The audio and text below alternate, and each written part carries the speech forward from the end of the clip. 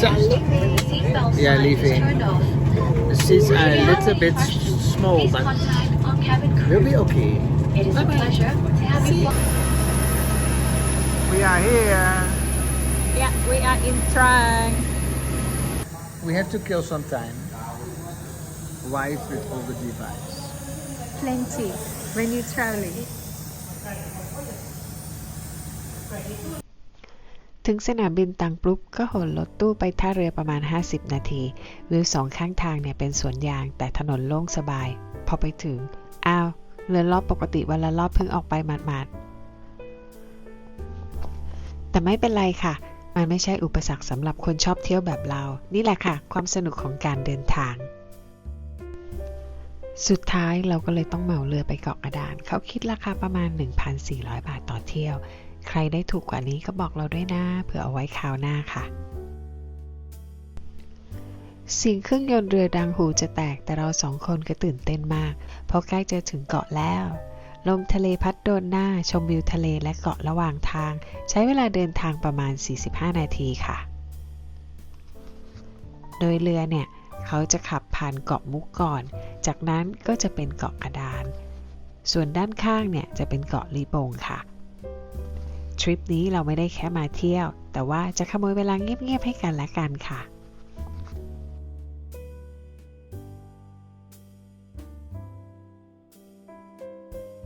จากนั้นเราก็เริ่มมองเห็นผืนน้ำสองสีใสราวกระจกจนอยากจะกระโดดลงไปเล่นน้ำเลยที่เกาะกระดานเนี่ยมีที่พักประมาณ7แห่งและทริปนี้เราเลือก Seven Sea Resort เราเลือกห้องพักติดชายหาดค่ะที่นี่คือความฝันของคนรักทะเลจริงๆตอนเช็คอินพนักงานยิ้มแล้วบอกว่าวันนี้แขกเนี่ยทั้งรีสอร์ทมีแค่4คนรวมพวกคุณ2คนแล้วเราจึงหันมามองหน้ากันนี่มัน private paradise ชัดๆ low season ที่ทำให้เกือบทั้งหาดเป็นของเราเดินเท้าเปล่าไปไหนก็มีแค่เสียงลมกับคลื่นค่ะเกาะกระดานมีทรายหาดที่เนียนนุ่มน้ำใสระดับเห็นปะการังจากผิวน้ำโดยรอบมีแนวปะการังเขากวางปะการังเห็ดปะการังสมองแล้วก็การละปังหาหลากสีโดยเฉพาะด้านทิศใต้ของเกาะค่ะและในปี 2023 เนี่ยชายหาดของเกาะกระดานเนี่ยติดอันดับ1ของ Beach Number 1 ของโลกจาก World Beach Guide ค่ะยิ่งตอกย้ำภาพความสมบูรณ์แล้วก็สวรรค์ทะเลใต้ที่คนพูดถึงมากในช่วงนั้นค่ะ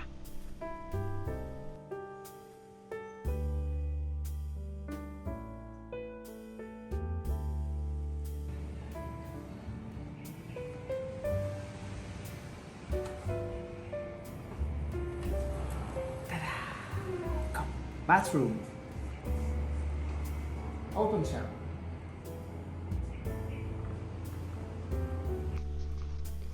วันแรกที่เรามาถึงก็ทำตัวชิลๆแล้วค่ะสัญญาว่าจะไม่ทำอะไรเลยนอกจากพักผ่อนจริงๆเราเดินเล่นริมชายหาดฟังเสียงคลื่นเบาๆเรานั่งที่เปลไกวฟังเสียงคลื่นแทนเพลงในหูฟังจนต้องบอกกับตัวเองว่าจดจำไว้นะนี่คือความเรียบง่ายที่เราโหยหาใช้เวลาด้วยกัน2คนอย่างเต็มที่เป็นทริปที่กินกับนอนเท่านั้นค่ะ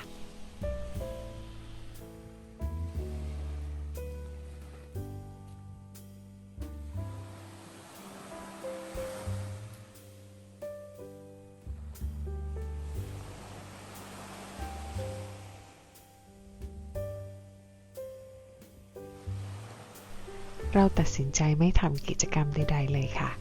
แค่ว่ายน้ำพักผ่อนนอนเงียบๆแล้วก็หายใจช้าๆฟังเสียงลมหายใจของกันและกันเหมือนมาทำ Silent Retreat เวอร์ชันทะเลใต้เวลาไหลช้าลงจนรู้สึกว่ามาเป็นอาทิตย์ทั้งที่จริงๆแล้วมาแค่3วัน2คืนเท่านั้น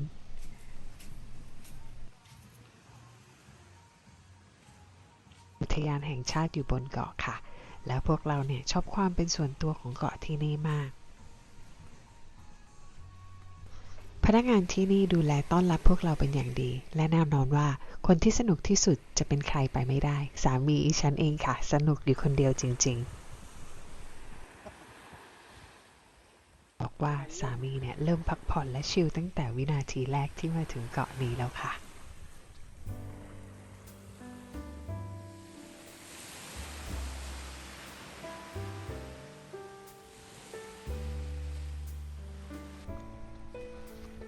วันถัดมาเราตั้งนาฬิกาตั้งแต่5:30 เพื่อที่จะตื่นไปดูพระอาทิตย์ขึ้นให้ได้เราจะไม่ยอมพลาดโดยเด็ดขาดค่ะขนาดสามีว่าไม่น่าจะตื่นได้นางก็ทำสำเร็จจ้าเดินไปตามชายหาดสาอาจจะดูง่วงบ้างแต่เขาก็ชอบนะคะเราเดินเท้าเปล่าหน้าหาดเดินไปเรื่อยๆรอบเกาะบรรยากาศดีมากแล้วก็บรรยากาศอากาศเย็นสบายมากลุ้นเหมือนกันค่ะว่าจะได้ดูพระอาทิตย์ขึ้นไหมเพราะเช้านี้ค่อนข้างมีเมฆหนาอยู่ค่ะเดินไปตั้งกล้องรอถ่ายไปเพื่อที่จะได้ถ่ายรูปและรอดูท้องฟ้าเปลี่ยนสีเป็นสีส้มพีชค่ะ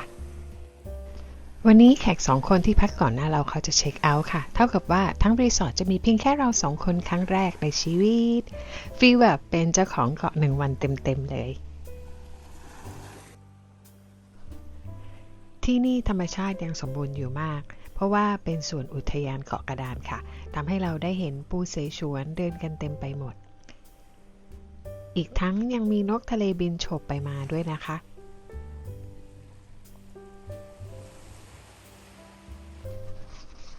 ปูตัวนี้ไม่รู้ว่าคือปูอะไรค่ะแต่ก็น่ารักดีและอีกอย่างหนึ่งเลยก็คือสามีจับปูไม่เป็นค่ะแล้วครั้งนี้จะเป็นครั้งแรกที่นางจะหัดจับปู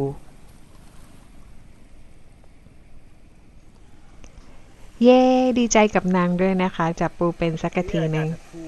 First time catching by himself ใช่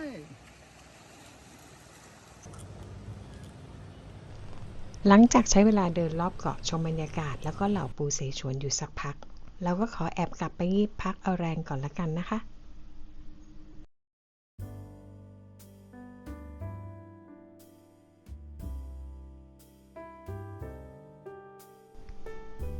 หลังจากนอนเอาแรงกันเรียบร้อยแล้วก็ถึงเวลาที่จะเอาลูกรักขึ้นบินชมบรรยากาศท้องทะเลใต้ของเราบอกได้เลยค่ะว่ามองจากข้างบนสวยงามจริงๆค่ะ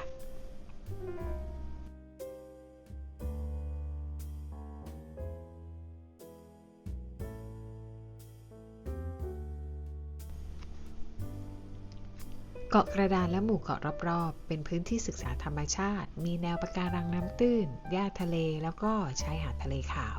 และชายป่าที่ยังสมบูรณ์เชื่อมโยงกับแหล่งหากินของพยูนและสัตว์ทะเลหายากที่อยู่ในการดูแลของอุทยานเขตคุ้มครองของตัง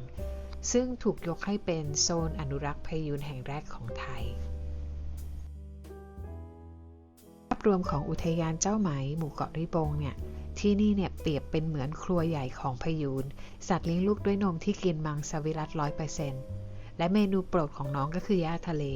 ซึ่งมีอยู่มากในบริเวณรอบเกาะมุกเกาะริบงทริปนี้เราไม่ได้ดูน้องค่ะแต่ขอเป็นรอบหน้าแล้วกันนะคะ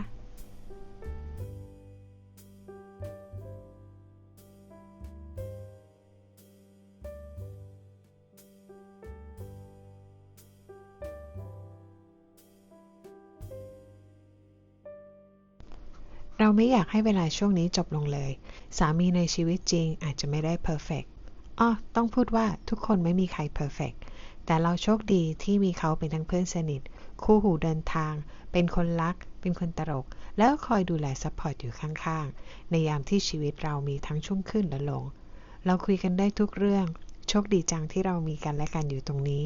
ทำให้เรารู้สึกว่าความเรียบง่ายคือความชัดเจนที่สุดความสุขคือสิ่งที่ไม่ต้องปรุงแต่งด้วยสิ่งของใดๆความสุขมันคือแค่ตัวเรา2 คนแค่นั้นเอง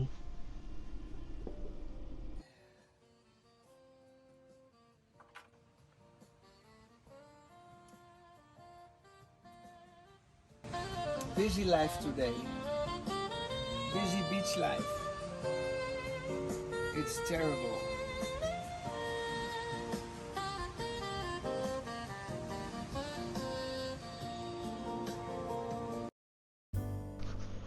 บ๊ายบายเกาะกระดานค่ะขอบคุณกับความสวยความประทับใจที่ให้เรา2 คนได้รับในครั้งนี้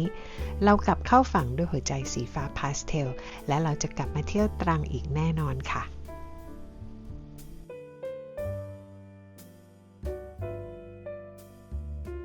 ตรงดิ่งสู่ภาระที่2ของทริปของกินเมืองตรังคือสวรรค์สายกินของจริงจ้า เรามาที่ติ่มซำเฉินเจียที่หลายคนแนะนำว่าต้องมาติ่มซำร้อนๆสั่งมาอย่างระดานตาขอบอกเลยว่าไม่ทานอาหารเช้าเพื่อที่จะมากินที่นี่โดยเฉพาะขอบอกเลยว่าอร่อยทุกเมนูจัดเต็มกุ้งทั้งตัวแบบแน่นๆอร่อยสะใจคนรักกุ้งวันนี้เรากินกันแบบพุงจะแตกแบบไม่ต้องกินข้าวเย็นกันไปเลยจ้า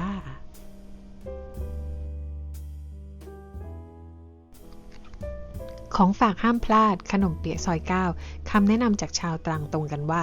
ไส้เผือกกับหมูย่างต้องจัดเราก็เลยสอยกลับบ้านมาหลายกล่องหอมไส้แน่นอร่อยจริงๆค่ะรับรองเวลายังเหลือรออะไรรีบไปเลยสิคะคาเฟ่ใกล้สนามบินขอชิลในเมืองตรังอีกสักนิดเป็นช่วงท้ายทริปก่อนกลับบ้าน Okay then, time flies when you're having fun. 3 days ago we went already to go for a short vacation, now it's already over. It's fantastic. This is the last location we are today. It was a great time, fantastic island, really relaxed. And now, last coffee for the trip, and then back to the airport. And then tomorrow working again. ได้รัดเข็มขัดได้ดับลง What happened to your face? หากท่านมีข้อสงสัยประการใด